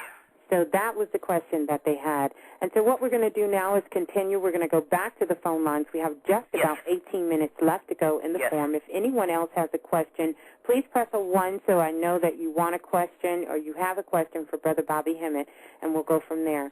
Caller from area code 831, you are live in the remix. Please tell us who you are and where you're calling from. Hello, can you hear me? Yes, we can. Greetings and welcome to the remix. Good evening, Sister Blue. This is Yolanda calling from Monterey. We spoke earlier today, Monterey, yes, California. This is Throne of Offset. Okay, yes. that worked. So that worked. Yes, it did. There okay, you go. Throne of Offset. Greetings, Honorable High Priest, Mr. Hemmitt. How you doing? I'm all right. I'm on cloud 9. I can't believe I'm talking to you. I ran right. into you a month ago on YouTube, and I've been watching every day trying to get every video you got on there. I'll be going to bed at 1 and 2 in the morning. I hear you. Well, YouTube is only snippets. I actually sell most of the videos or the DVDs, and they're a minimum don't worry, of 6 brother. hours. I'm gonna get some. I'm gonna get some. They're a minimum of 6 hours long. Yeah, I know. There's one I really want that you have called. I think you just did it, called the Divine Black Family. Nah, that's a bootleg. I never did no thing. See, that's why it's best to go through me. Okay. Because the simple fact, what it is they'll take those and rename them. Okay. So I never did nothing called no Divine Black Family. That's bootleg people. And see, it would be all right. I don't mind bootlegging, but why change the name? But see, our people are lost and hearted. Okay. They'll get some stuff and they'll sell it. I'll go through Panic or through Miss Blue. Because they'll get some stuff and they'll sell it, and then when it gets old, they'll change the name and try to sell it again. Our people, see, the merchants was considered the lowest thing living in the ancient world. Because they know that the merchants, because they were materialistic and they weren't based on the greed and stuff, you see what I'm saying? They were very lost and hearted, and they were looked down upon. And although we do a lot of stuff now, our people are just that swine and low level. Okay, so I'm sorry, I didn't know that. Well, I'm glad I talked to you, but now I know. Okay. And then I also wanted to tell you, I was listening to you last night on the thing you did on angels and demons, where you were talking about angels. I was listening to you on YouTube, and you talked about the Holy Ghost song. And then I went and found it today on the internet, and I was listening to the riff over and over and over, just like you said. I couldn't find it anywhere else. I couldn't find it anywhere else. It'll bring you there. Yeah, it did, but I can't find it anywhere else, so I had to listen to it over and over like you were doing. Oh yeah, but anyway. Well, you can order it. Well, I tell you what, I just received the 8-minute version, so if you contact, you could be able to get it through me. Okay, great. Yeah. And then another thing I wanted to tell you, going back to the initially when you started talking tonight, you talked about Atlantis and Lemuria. Yeah. And the book, The Great Earth Mother by Monica Soju and Barbara Moore, they mentioned that Atlantis was off the coast of Africa. And then also you were talking about how we became more human rather than godlike. And I think it was Plato and Socrates who write about that in their ancient writings, that the human beings fell because they became human rather than spiritual.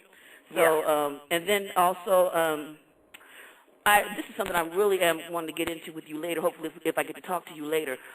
Shirley MacLaine talks about the soul being one, the male and the feminine soul being one, and that happened to her in another life. She talks about that and out on a limb. But she's white. How can she know about all this? Is she white? But she talks about the same thing. Well, first of all, now everything, you got to realize this, and I talk about this. More and more research comes. You got to realize, now the Moors stayed in Europe for 700 years, and one of their things they did. I'm thinking a lot of white people got black genes in them. They spread their seed. Oh, so you can't go by skin color no more, because there's all kind of genetic things happening. You see what I'm saying? There's all kind of genetic things happening, and so that don't mean anything. You see what I'm saying? Plus, you got to realize, because the person channels doesn't necessarily mean a person is high up. They're just getting information that is coming in through a certain astral plane. So there's several ways to get stuff like that. Yeah. Okay. Yeah, we were getting some feedback, so I had to make sure I just kind of muted some of the mics there. Yeah. Okay, well, beautiful. Thank you so much for calling in. I'm going to continue on with the phone line. Caller from area code 313, you are live in the remix. Please tell us who you are and where you're calling from. Caller from area code 313? Okay, they're just listening. All right, hold on just a second there. All right, well, we're going to continue on with the conversation, Bobby, and then I'll go back and try to pick up with some of the callers that do have their questions up there. But I want to talk about this. You had stated once when me and you had a conversation about this new age that we're moving into. Some say we're moving into. You say we have already moved into the new age of Aquarius as of February the 14th, 2009, midnight. So what does that really mean, and what should we really be looking at, and what changes will start to come about? Well, anything when you study it, anything you try to monitor, monitor it from the inside out. The outside does have changes, but they're very slow by the time they get to the physical. A lot of this stuff is changing within us. And even if it's some things that is changing on the earth physically, you would be able to understand it from the inner aspect of things. One thing here is, and it's becoming more and more common, if you're right beside a person and you will basically think something and the person will say it. Right. That's because that telepathic field now is returning at a rapid pace, a rapid pace. Certain things like that is happening. One thing we focus on is a lot of angelic deities, beings are coming back as far as like the archangel, which were responsible. In fact, they helped put us down here. But as a result, now our children are now extremely old, and we, the parents, are new and regenerated. So they need our light. So the thing about it here is everything in the heavens spionize together. There is no light and dark forces fighting against each other. The only thing that's not together is the egos in humans. I agree. We're the last frontier that's battling with that and stuff. All the heaven realm and all the luminaries in the heavens are together. And so it's one symbiotic relationship that's happening. We give the archangels our light, and thus they help raise us up. And it's a symbiotic relationship. It's one organism working to illuminate. Now, as far as the humans, with that, one of the synchronicities of that telepathy and that thought process that's coming back will also link us back together. It's like the last invasion movie. They had the invasion of the body snatchers, then you had the invasion, the one with what's the girl used to be married to Tom Cruise? Jennifer. Was it Jennifer? No, what's her name? I can't think of her name right now. Was married to Tom Cruise, the blonde girl. Was in Eyes Wide Shut. Nicole Kidman was in the last invasion movie, I think in 2007. And in that movie, that they showed this one central consciousness coming. And one central consciousness coming. And that consciousness is a higher consciousness. Although the movie always say that's evil to get rid of your individuality. Your individuality is your ego. You see what I'm saying? But we're talking about a higher plane of consciousness. And so they spoke to one half of the audience that understood this is where this stuff is coming to, going to, and then the rest of them are still talking about your individuality. I mean, we don't even create nothing from individuality anymore. When the last time we even had a new song come out? You see what I'm saying? That's even when Prince told that girl, he got on Target and went to #1 and sold all those albums. And he has this sister that's on his album. She has an entire disc or CD within his 2 CD set. There's 3 DVDs. Excuse me. She has an entire one. And he told her, look, whatever you do, don't come out sounding like the rest of these people, Beyonce, all that. Right. And so she came out with a style. It's similar to Sade, but it's her own thing. But on the creative level, individuality is through. We're not producing nothing on the earth no more. You see, on the earth no more. So it's time for a new consciousness, and that new consciousness is a oneness. Is a oneness, and that's what's actually happening. And that movie showed that more than anything. That movie Invasion. Right. Of that consciousness. Now, when the first one came out in 1956, they was all upset. And then one came out in 78, and then one came out in 93.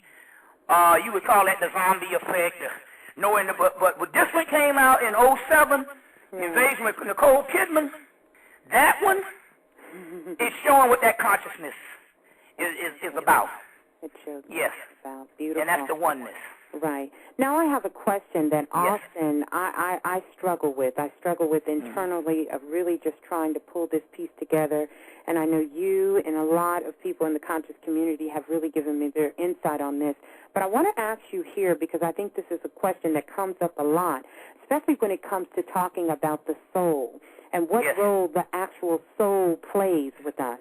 You know, we have the mind, the body, and some would say the soul, and the connection that it plays in our transformation as becoming gods and goddesses walking on this earth. What is that connection between the soul, and what do we need that for in our transformation? The soul is all there really is. Everything else is a projection of the soul. And this particular soul, when it starts to wake itself up, which is a sun, S-U-N-S-O-N. Right. You see what I'm saying? Or a star. Every man, every woman is a star. Whenever it starts to wake itself up, it does various things. Some souls are still asleep. So therefore, in place of it, the ego exists and supposes itself to be the individual. That's most people. But then when the soul starts to wake up, it starts to send signals to the consciousness to remember itself. So you start reading, you start studying, and you start, going into this particular consciousness. Now, there's several distractions in there because when the soul is trying to do it, the ego is still involved, and it's a hard process because you can get distracted again, which means the ego can go, hey, this soul is waking up, but I still love it. I want to exist. So what I'm going to do, I'm going to take a part of this knowledge that ultimately will wake this soul up, and I'm going to have this person get locked in one of the areas of the knowledge. And it will suppose itself as being knowledge, but because it is locked into one area, that's nothing but a form of ego. That's why they say master nothing. So the story goes in the Holy Grail. They got a knight called Parzival. Parzival is a knight that was raised in the country by his mother. His father was a knight. The father gets killed. The mother says, it's a horror story, basically. The father was a knight. The father gets killed. The mother said, I don't want him to be no knight. So she raises him way in the woods. And he plays with nature and everything. And so one day, he's out there in the woods, and he sees a shining knight in a silver shining suit. And he said, oh my God, that's God. So he runs and tells his mom, tells his mama, say, Mom, I want to be a knight. And she almost faints. But she knows he's getting to be 18 now, and she can't hold him forever. So she has one of these plans. She takes him and sews him up a court jester's uniform and says, this is the uniform of a knight. So her plan is when he comes there looking like a clown at King Arthur's court, they will laugh him out of the court, and he will run back home and never want to be a knight again. So he rides off to King Arthur's court. As soon as he rides off, she falls off dead. And the reason why she falls out dead, because when you're on this bridge, if you try to go backwards, you fall. You can never go backwards. You can never go home. So what happens here is, he gets to the court, knight's court, and they are laughing and laughing and laughing at him with this court jester in such a ridiculous outfit, till it gets the ear of King Arthur. Thus, he's able to go into, it works the opposite. He's able to go right in front of King Arthur because of this funny outfit. And later on, he ends up becoming a knight, but this is the key. All of the knights were proficient and masters, but they are always masters at one discipline. Right. Which means that you're still locked in a box. Whereas Parzival, because he was not raised into knighthood and came from humble origins, he was able to get the Holy Grail when the other ones were not able to get the Holy Grail. The Holy Grail is, i.e., his own soul, and rise to the God level. That's what the mystery is. He is able to get the Holy Grail for the simple fact that by him not mastering the discipline, he was able to ride through all of the disciplines. You see what I'm saying? And get his own soul. So mastering, you master something, but if you master one section, you're only inflating your ego. By him being the divine fool, which is the tarot card, is called the fool. And it is the only tarot card that can be used throughout the entire deck. It masters all. So that's what the humility is. So in so many words, you have to trick the ego to keep letting you go. So to give you an example, back in 98, I produced my dark side lectures and started explaining all this stuff based on the dark side. Right. Now, I became famous with it, but I could have used it as a theology and say, that's what I'm an expert at, and that's all I'm going to do. Right. And I would have got stuck. Hell, I'm talking about fucking archangels now in the relationship. So you never get stuck. You never turn anything into a theology. And that is the reason why most of these systems that people initiate in, they're never going to work, because they are only a fragment of something. And ultimately, the ego can latch on to that. So in so many words, the soul sends this particular information so it can get to know itself, so it can remember who it is. Mm. You see what I'm saying? But the ego is there for distraction. But the soul is all there really is. And it's an entire maze between the soul and you. And you. And so what you have to ultimately do is to surrender and give up and say, I don't exist. So what I had to do is I had to get rid of Bobby Hemmitt. Right. You see, and all that was dear to me. You see. That way you can eliminate the possibility of the ego latching on. Bobby Hemmitt ain't around now for the ego to latch on. You see what I'm saying? I ain't got no goddamn scruples. None. No scruples whatsoever. You see what I'm saying? Right. You know. Wow. An incredible 2 hours. We're going to continue this conversation. For those of you who are out there listening, we have just about 1 minute to go with Brother Bobby Hemmitt. I want to thank everybody from across the world who helped to put this show on, Brother Panic, Sister Ursa Mayat. I want to thank the Patah family over there. Definitely want to thank the Hetapu Network family, and Siba Haru, Alke Bulan, and all of those out there.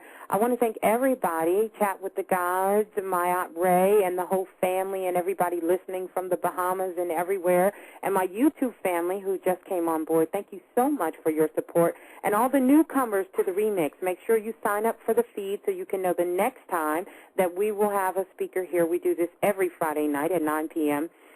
Central Time or 10 p.m. Eastern Standard Time. And for those of you who want to find out or have more information that is original, that is coming from Brother Bobby Hemmitt himself, let's just rely on one source. Make sure you go to MySpace / and Google Brother Bobby Hemmitt's name. I'm going to put that link up underneath the show, and that's B-O-B-B-Y, Hemmitt, H-E-M-M-I-T-T, and you can find the information or Facebook, Everybody has a Facebook, except for me, of course, Miss Blue, so maybe somebody will help me out.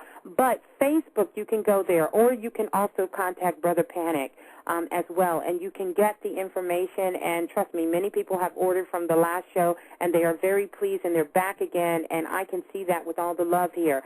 So many people, Brother Bobby Hemmitt, want to hear the information that has been bestowed to you from the ancestors. And so for me, I thank you. This path of enlightenment for me has been a very joyous one. It's been some trials and tribulations, a lot of things I had to learn and grow and still learning and grow from. But I thank you because you're a big part of me reaching for my own development, as many of us are. And you bring so much wisdom and knowledge, not only from your own existence here, but also from all of those ancestors that you connect yourself with.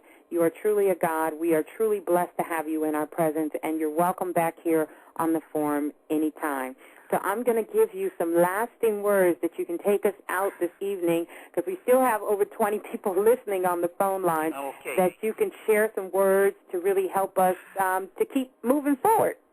And also, they can send a postal money order just for donation. Hell. There we go. You know what I'm That's saying? it. We have to support you. you. Postal money under Robert Hemmitt, R-O-B-E-R-T. That's the official. Hey, just do a donation if you like what you're hearing and stuff, because it's not like I got a 9 to 5.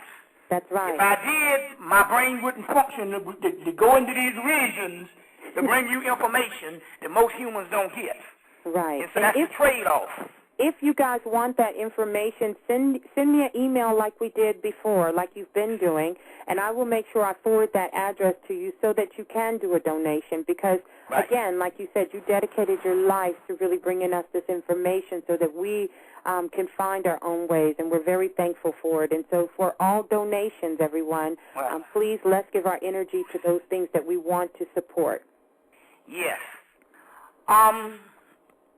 At this particular time, the more you study, the more and more things open up. Right. And a lot of times you just have to just formulate questions, and your questions is answers. Formulate your questions in your mind and then go after answering those particular questions. Right. We're on the cusp of things. Right now, we have the archangels are now returning. They're the last of the family because they were the first. Now they're the last because they thrust the demons out. Now the demons are rose up high with the light. Right. And now the archangels now they got to get their little groove on. So Michael, Uriel, Gabriel, Raphael, all of those particular deities, familiarize yourself with them. Then there's the guardian angels. And please inquire on an angelic check. It's an angelic stimulus check that is given from the angelic realm that you could receive $2,500 constantly. So please inquire on that angelic stimulus package that we got going on. And people have already started working it. It's just whenever you get the check, make sure that the next person get the check from you. The Xerox copies of the check won't work because it's got an angelic stamp on it. If it don't have that stamp, it's not going to work. So get the so that it has to. This is how it has to come through me. You see what I'm saying? And because these are spirits, and so that's one aspect. But my point here is there's all kinds of disciplines and stuff that's opening up, but don't stay in one discipline. It might be some I Ching coming. Right. It might be some Mayan stuff coming. Right. It might be systems, might be some Tibetan stuff coming. East Indian. Deal with it all. Because that's when you put the pieces together and it makes one mystery system. You see. Tap into mythology. Right. Any kind of mythology, even Greek mythology, because that's Phoenician mythology. Tap into mythology. A lot of the stories and a lot of the things in mythology. Egyptian mythology, Greek mythology, Sumerian mythology, East Indian mythology, Asian mythology. Mythology is the key. Tap into some King Arthur and the Round Table and the Arthurian cycle of mythology with Guinevere, because that's all Moorish. The Moors introduced that into Europe. So tap into some Arthurian mythology. That's real key right now, because Camelot is opening up, this mystical land. And the Camelot is on the inside of you. You see what I'm saying? So tap into any kind of mythology is very key at this particular time. And that's a roadmap to understanding what all this is about. You see what I'm saying? So study to know thyself, approve. Yes. All right. All right, everyone. You heard it here, right here, with Brother Bobby Hemmitt live in the remix. Make sure you download the show. Make sure you pass it on. Make sure you contact Brother Bobby Hemmitt and give your energy to those things that we want to support. And definitely Brother Bobby Hemmitt is one that we want to support. He gives so much to the community. We want to make sure that we give it back to him. So, Brother Bobby Hemmitt, again, I cannot thank you enough for coming by. It is truly always an honor to have you come here in the remix and speak. And we look forward to having you back here again real soon. Yes. Okay. No I'm problem. sure everybody will be in touch. To take us out, everyone, we're going to listen to a little bit of Day and Night. Got some exciting shows planned for you coming up. And so we'll keep the guests on lock for right now, but for now, we're still riding high off of Brother Bobby Hemmitt. Peace, love, and life to everyone. Hatapu, and thank you again.